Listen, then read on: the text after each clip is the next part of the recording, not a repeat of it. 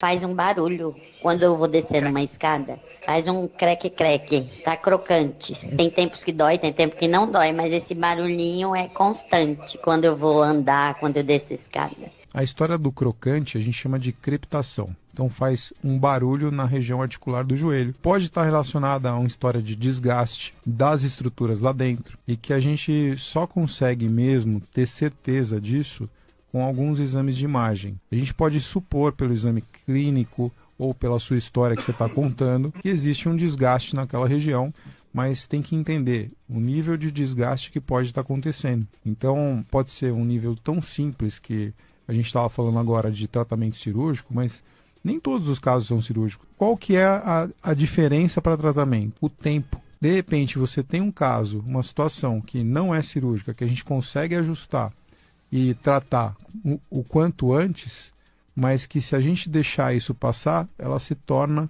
cirúrgica.